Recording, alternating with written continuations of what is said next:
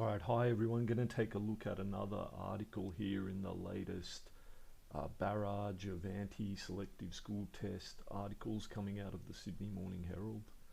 So this one, it's pretty much the same article as we looked at the other day. It's just even more virulent in its rhetoric against the current regime. So if you look at the title, it would be hard to come up with a more offensive headline, I think. At least we've got opinion in there, right? We know this is not fact. It's an opinion. It's a pretty biased opinion that seems to be based on irrational thought processes, which I see a lot in the media today. So, all right, the headline: chance to ensure. All right, so ensure. Wow, that's interesting. There's no evidence to suggest that it'll change anything, but this article thinks it'll ensure it. It's within our grasp. It's certain. Chance to ensure selective school places go to those who deserve them. Yeah, there you go. So what can we infer from that? We can infer that the author thinks those people who currently go to selective school don't deserve them. Right? Not very nice for the people who are, or who may have worked really hard to gain a spot. And we see the date, August 2nd, 2020, yesterday. Editorial, no name to the editorial, but perhaps it's Jordan Baker again, who even went to a selective school and maybe didn't deserve her own spot, right? Who knows, you know? If she did write this, she doesn't seem very intelligent. Alright, on the morning of March 12 this year, about 14,000 preteens earnestly, okay, well, that's a nice adverb to use. She thinks they're at least earnest and honest in their intentions. Filed into school halls around New South Wales, hoping to secure a place in Year 7 at one of the state's 46 selective high schools. About 4 hours later, having sat 4 tests with a 20-minute break in the middle to eat and go to the toilet, they filed out again. Now I'll just say with, even though she used earnestly, this use of this verb, filed, isn't very positive. Right? It's sort of trying to paint a picture of the participants as being robots. I think, yeah, the robots filed in, the robots filed out, none of it, there's no enthusiasm. So there was earnestly at first, but, these are people just going through a process, they don't care about it. Right, fewer than 1 in 3, that's an important statistic, would be offered enrollment, all right. Now, I don't see 1 in 3 as being a huge amount of discrimination. I see that as a pretty high level, alright? If you went into something and you were told that you had a 1 in 3 chance of getting it, I think that's a pretty high chance, right? But that's not good enough in the current age of equity. So yeah, to me, 1 in 3, it's ridiculous to think that, alright, maybe we could say these 14,000 people are, they're all pretty good, right? So then if we cut it down to, around 4,700 or whatever the division is, it'll be around that, 4,666. That those will be gifted. I think it's still way too many. All right, like I actually think gifted people, it's, the Department of Education likes to say it's, the top 20%. It seems ridiculous. I rarely meet people that I think are extremely gifted, right? And although that does, when I teach a lot of OC students, I do find quite a number of them are. So, yeah, I don't think 1 in 3 is a very high proportion. You're not going to get 1 in 3 people being gifted. Maybe something like 1 in 100, you'll get a really gifted person. And hardly any of those successful students would come from homes that did not already value education. All right. So this is really interesting because I go on a lot of education forums and get into a lot of heated arguments there.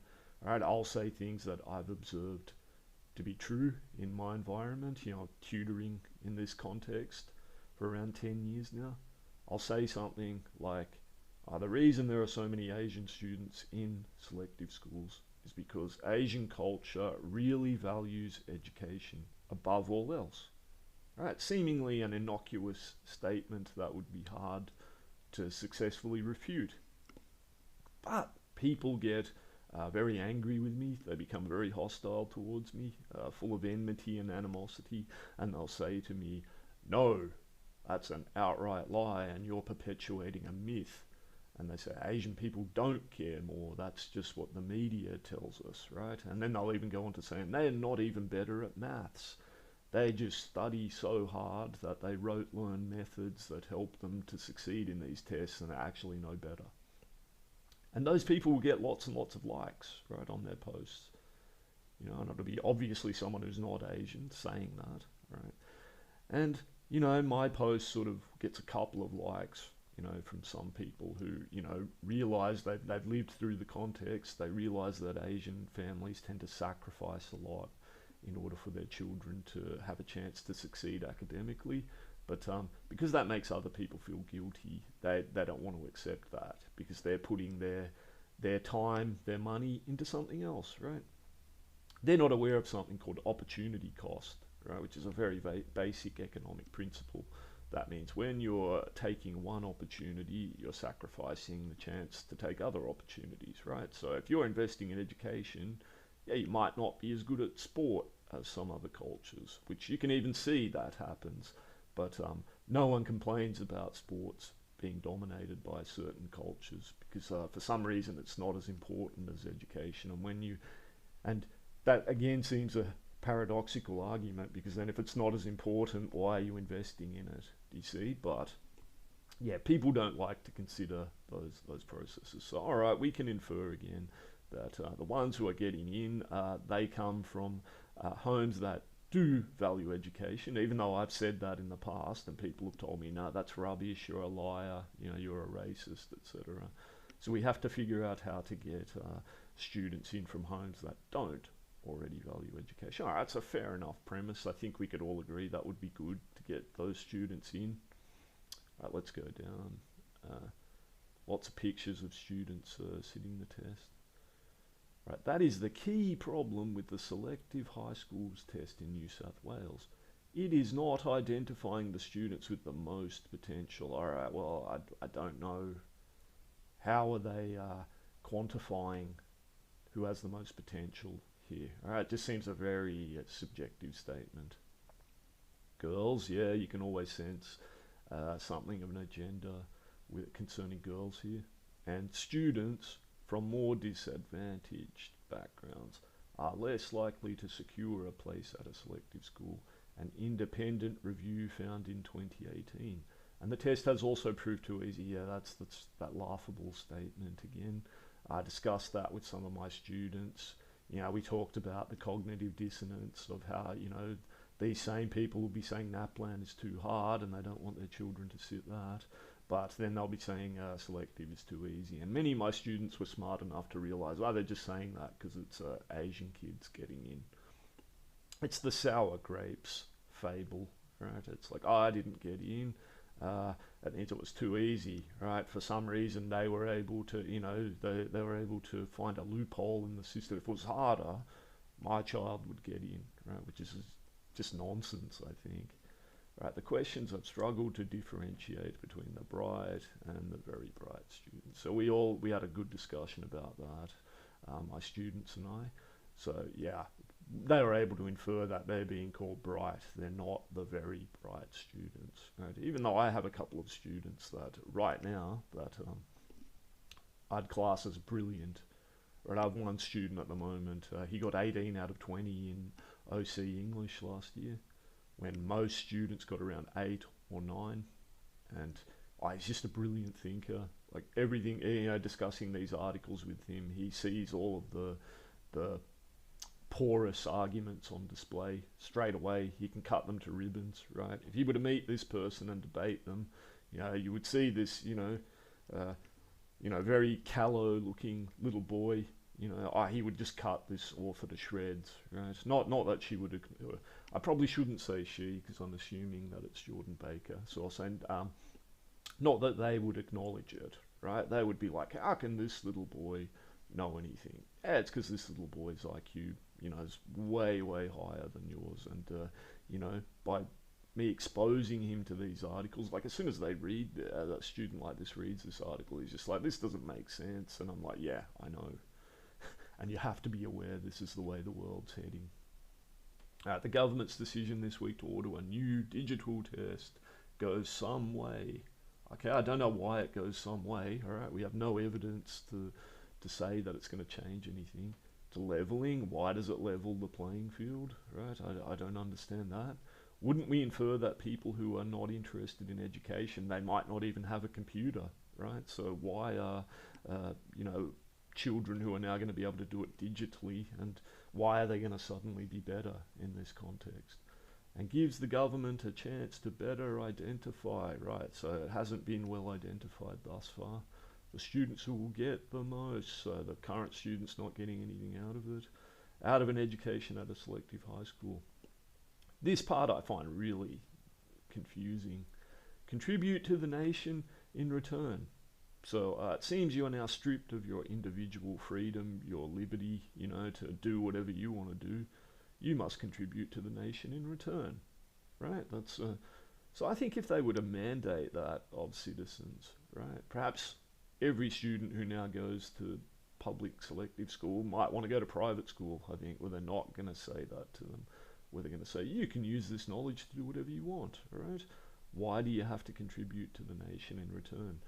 And then even more critically thinking, how does one contribute, right? What constitutes contribution to the nation, right? Does a cleaner contribute? Will they say, do you need to go to selective school to be a cleaner, right? Are they belittling the contributions of people who didn't go to selective school and do something? Is there some reason why someone who goes to selective school will necessarily contribute more? Right, irrespective of their background. This I agree with completely. All right, this is should have no bearing on your background, should have no bearing on whether you get into selective school or not. All right, a digital test can be more dynamic. All right, I think I'll agree with that.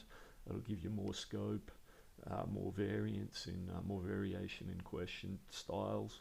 More difficult, well, there's no real reason to know why that's true. And give greater insight to how they engage. Yeah, that's probably true because you'll be able to sort of monitor the speed people answer questions with and the types of questions they struggle with. That will help the Department of Education to improve the test each year and iron out problems, including questions that prove more challenging for students of a particular gender. Yeah, this stuff's really, all right.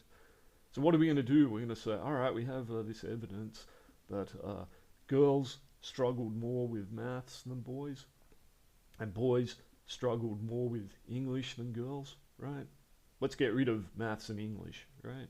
So yeah, it's just a really bizarre, well, I guess gender, one of the big discussions at the moment is that it's not binary anymore, right? But if we were to go by a conservative view of gender being binary, you have males and females, yeah, you're always going to have some variation, aren't you? It's very unlikely, boys and girls are going to be exactly the same in every variable.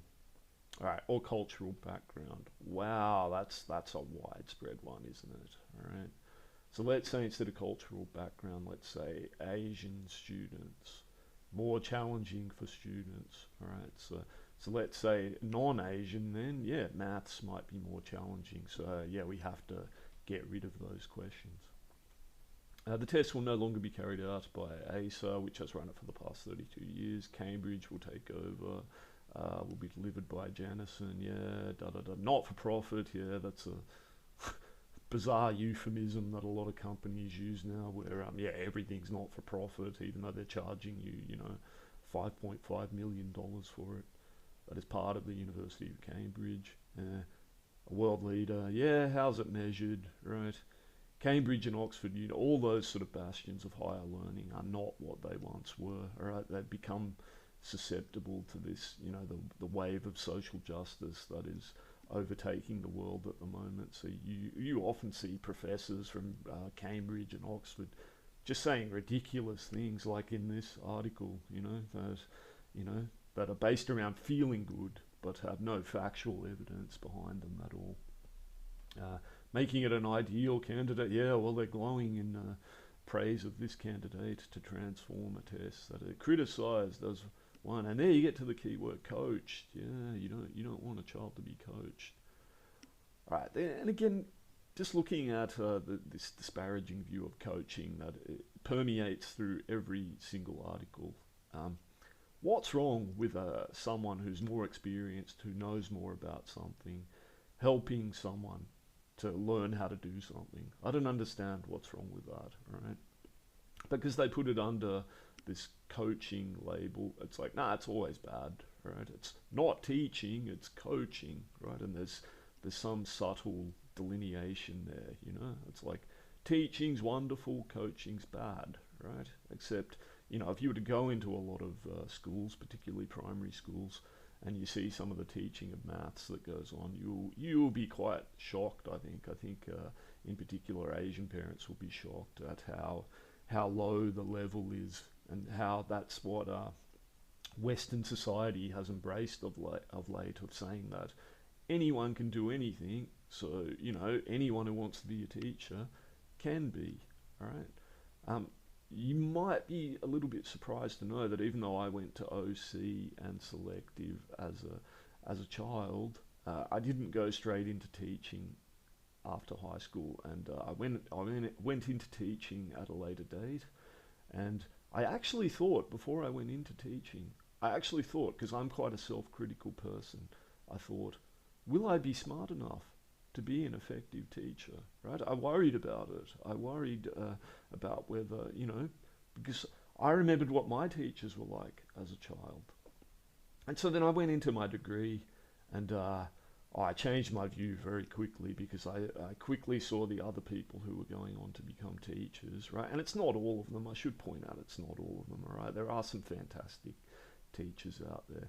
But there still is a majority that, to my way of thinking, they're just not cut out for teaching, right? Like some of the kids I teach at the moment, there's no way some of these people could improve them in terms of academics, all right? Only academics, I'm really saying. I'm not saying that they're not nice people and they're not. But see, this is the problem with this whole testing thing. All of those sort of summations of a person, that they're a nice person, how can it be quantified, right? Like, I would never say I'm a nice person, right? But I'm confident in saying I'm a good teacher, right? I've had enough very capable students tell me, you know, Mr. Vickers, you really helped me, you know, you really helped me understand this, you know, you put it in a way, you know, you helped my writing improve, you know, you helped me understand, you know, how to dissect difficult problems.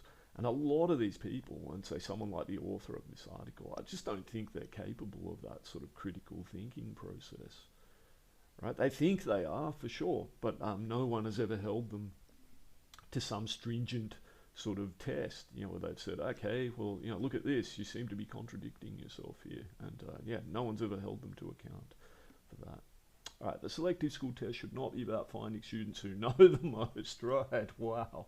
That's interesting. Who know the most, okay.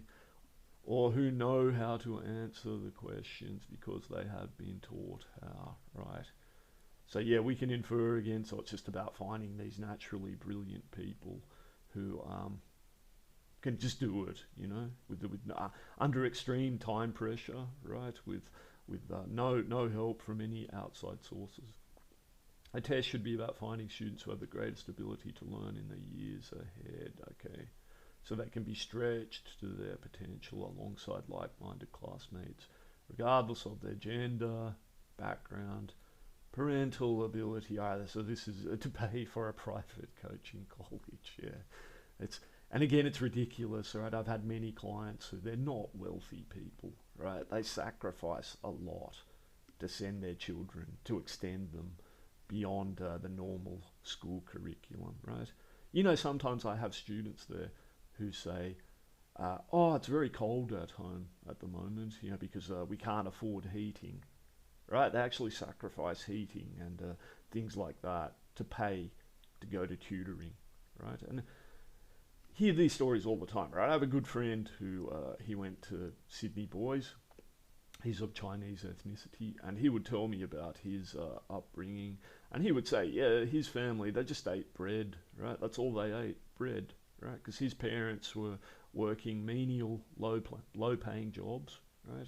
To send him to tutoring colleges, coaching colleges, so he could get into Sydney Boys, and so, you know, he could succeed, which he did. He got a very high HSC mark, above 99, Right, and he went on to university and so on, and yeah, he's now very wealthy. All right, he's become very successful, but whether he's a nice person or not, I wouldn't like to comment on.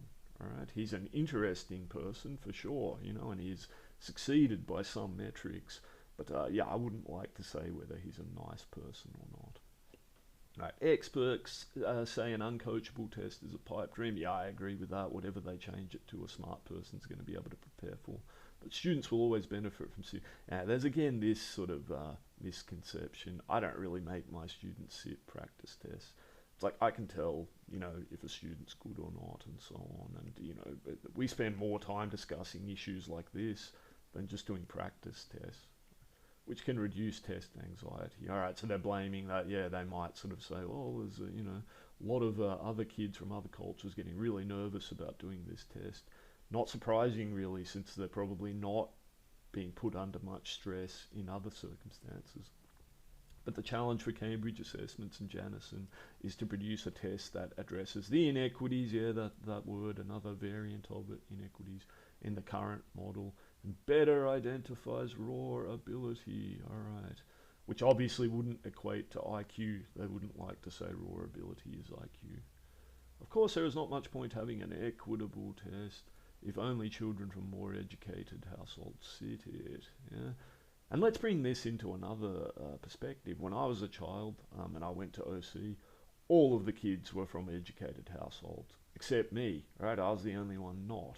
Right? Both my parents, they didn't even finish high school, right? And they worked menial jobs, all right? So it's like a lot of the things that a lot of my sort of skills academically, I basically learned myself, I think, all right? It's like I might be one of the people they're talking about that they want to get in, someone who has natural raw ability, right? But those people are very rare. The other people at my school, they were all children of doctors, lawyers, professors, right? You had, you know, 30 kids in a class. Yeah, I would have been the only one, you know, who would have been considered to be coming from an impoverished background. Primary school teachers must be encouraged and trained. Yeah, well, I can agree with that, to identify students with potential and ensure those students know about the test, are prepared for it, and sit it. Yeah, that's a good point. My parents didn't know any of those tests existed, so my teachers were the ones who told me about it and told me I'd be able to get in, and so on. All right, this is especially important in areas of greater disadvantage. I don't disagree with that point, right? I think that's a good point. Australian research has identified a failure to finish high school as the primary reason for inherited welfare dependence. Yep, again, that sounds reasonable. Yep, by giving teenagers a learning environment in which they are challenged, engaged, and motivated. All right, so they're kind of giving up the rest of the school system here, aren't they? Right? They're saying that this is again the cognitive dissonance of the education system. If you go onto an education forum, all of the teachers will say, "Oh, every public school's wonderful, right? You just go to your local public school and you'll find a brilliant environment." That's not what this article's saying at all. We can infer that they are saying that teenagers are not being challenged, not being engaged, and not being motivated, and that somehow selective schools will be the panacea that fixes this problem, right? Break the cycle of disadvantage. Yeah, it's complete rubbish, all right? The selective schools are actually just the school, right? If you remove the students, it's no better than any other public school, right? It really isn't. It is actually the students that make the school what it is, all right? And part of that is because all the students go to coaching as well. See, that's the ridiculous nature of this. If you swapped out all of the students, right? Let's say we mandate that all current selective high school students are dispersed, to local public schools, and we'll use James Roos as an example. We'll say, yeah, and we'll put all our other, gifted kids from other cultures into James Roos. They can all go to James Roos. Now, yeah, I'd posit those kids are not going to improve at all because the school's not any better, and they're just going to be around the same people they were already around. Where is this improvement going to come from? And those Asian kids who get dispersed to other schools, they're still going to do well. They might not do quite as well because it's not going to be as competitive an environment, right? And they're going to be exposed to influences that they wouldn't get if they were surrounded by people from their own culture. And yeah, I'm going to imply that a lot of those influences are quite bad, right, and quite destructive. So yeah, you can make of that what you will. All right, each student in New South Wales should find school intrigue. Yeah, I completely agree with that. They should. And it is critical that the Department of Education keeps working with all schools to ensure students are motivated. Yeah, sure. That's a good paragraph. Very brief, you might note, though. Okay, so the author has something good to say, but it's one of the briefest points. Improving the selective school tests and making it fairer will ensure these schools cater to our best and brightest thinkers. Yeah, it might already be doing that, one could argue. The students who, if given the chance early in life, will likely make a significant contribution to Australian society. That's, what's the correlation there? And why should they have to, right? That opportunity must go to those who most deserve it. All right, here's the bit in the article I really agree with. No matter who they are or where they come from. So this line, to me, really, it's incredibly ironic. It illustrates sort of how bad this author's thinking is, how illogical they are, right? That's the way the system is at the moment, no matter who they are or where they come from, all right? So if it's 100% of a certain culture or even a certain gender that are getting into something, you've just backed that. You've said no matter who they are or where they come from. Yet the entire article has been about we must help this gender, we must help this group.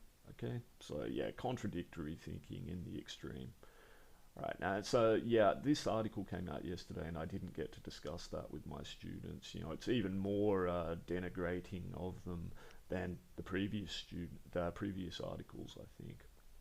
But I'll quickly show you, this is a spelling test I did with my students over the weekend, all right? We looked at this, the previous articles by Jordan Baker, right? Some of my students were very upset by it, just constantly raising their hands to ask me questions and sort of inform me as to how she was wrong. And I had to tell them, yeah, I know she's wrong, right? But this is a view that's out there, and you need to learn how to confront it, how to deal with it, because you don't need to convince me. I already know it's ridiculous thinking, but it's out there. So this is an example of, what they would like to say the rote learning we do. Yeah, we do it as a spelling test too, and yeah, they might be surprised to see some kids can spell all of these words correctly in year 5, all right? It's more important to me that we discuss these words, that we, because these are the words that are going to affect them. So we had a long talk about equity, and we sort of believed equity should be equality of opportunity, but we all came to the inference that it's actually starting to become equality of outcome, of just having systems that make sure, everyone is represented regardless of ability, regardless of merit. Disproportionate, we talked about that, how the representation of Asian students is disproportionate in the selective system. Quantitative, we talked about that, how can we measure intelligence and so on. So, and we sort of talked about how some things like being nice or being happy, that they're not quantitative, that they can't be measured. Correlation, there's a correlation between coaching and Asian cultures for certain, all right? Rectify, how could we rectify this situation if there's something wrong with it? And some of my students had some good ideas. They suggested that the government could sort of allow free tutoring for all students after class. And I kind of explained to them they can't do that because then it makes the school system look, it doesn't paint the school system in a very good light. Why do you bother going to school? And the reality is I've tutored a lot of children where the parents have told me, they've sort of said, oh, I wish we didn't even have to go to school. I wish we could just, go to tutoring. And a lot of children even say, oh, the work at tutoring is so much harder than at school, So yeah, maybe it's time to address the school system rather than always just slam the selective school system. All right, big one, psychometric. All right, yeah, not many of the kids were sure of what that meant. So I explained it's about measuring intelligence, but also measuring your behavior. So trying to explain to these kids who are coming from a certain culture that they're going to need to be aware of other cultures, you know, that are starting to paint their own culture as being quite insidious, right? And, you know, not caring about other people. So, yeah, big part of my teaching now is getting kids to consider social issues and consider the wider contexts of their actions. But one thing I'm very careful to tell them is that I don't want to tell them how to think, right? Or not specifically how to think, but what to think. I don't want to tell them what to think, right? I want to give them tools to sort of navigate a very confusing landscape at the moment. So, you know, in essence, telling them sometimes that you have to say what people want to hear, otherwise you're going to get in a lot of trouble. All right, hierarchy. Yeah, we discussed hierarchies. That was very interesting because you hear a lot of talk today that hierarchies are bad, but you know, we talked about how hierarchies exist in the natural world, and some students were, you know, clever enough to say, "But we are part of the natural world too, aren't we? A part of a hierarchy?" And I said, "Yes, but that's unpleasant for people who might be lower down in the hierarchy." They like to argue that they don't exist, such things that, you know, people who are, you know, supposedly smarter, they aren't actually smarter, you know, they've just benefited from a prejudice system. Right, privilege, we talked about that. We talked about how perhaps they're enjoying privileges by going to tutoring beyond what, you know, the right of just going to school. Hypocrisy, yeah, I talked about that a lot. We talked, all of these students see other children and see the amount of time they spend on playing video games and playing sports and things like that. And they said, yeah, you know, all those kids could spend their time doing different things. And, you know, no one complains that the, you know, the football team's always made up of certain types of cultural backgrounds. No one complains about that. Everyone just complains about education. And the last word was a big one for me, meritocracy. All right, meritocracy is a system that is based on merit. You don't care, you know, as the author even said in their article, you don't care who they are or where they come from. If they come first, they come first. That's all you care about, right? And you reward them for that. And an example I will show my students, I'll often show them, say, a video of it, is, you know, the 100 meters Olympic men's final, right, where you see Usain Bolt win very easily, and you look at all of the runners in the race, and they all look to be very similar, all right? They're all from a very similar racial and cultural background, and no one cares, all right? No one cares. No one says, well, that's unfair, you know, that there's no this type of person there. No one actually cares because it's clear that they are the best. Right, so in a physical sort of context where you can actually show it, where you can say, well, this person's faster or this person's stronger, people tend to agree, right? And they just say, I'm happy for so-and-so to get the gold medal. In intelligence, no one seems to want to agree, right? Everyone wants to say they're very smart and so on. And then if some test has shown that they're not perhaps as smart as they thought they were, they just deride the test. They just say, well, you know, IQ is not an accurate measure. Or you say, those people who have high IQs have low emotional intelligence, and so on. So there's always some rebuttal there, right? It's like, whereas with the Usain Bolt argument, no one ever stops to say, well, you know, Usain Bolt is very fast, but perhaps he's not a very nice person, right? I don't think I've ever heard anyone say that, because no one cares. All they care about is that he can run very fast, right? So there's a real hypocrisy in the denial of meritocracy, right? In that some contexts, people are happy for it to exist when it suits them or when it doesn't affect them, but when it does affect them, yeah, they really want to attack it and say it's unfair. All right, so sorry for the length of this and another diatribe. Yeah, there might be more of these if the media keeps pursuing this agenda. I'd be very keen to hear some thoughts, some of your thoughts of parents on these issues. Thanks for listening.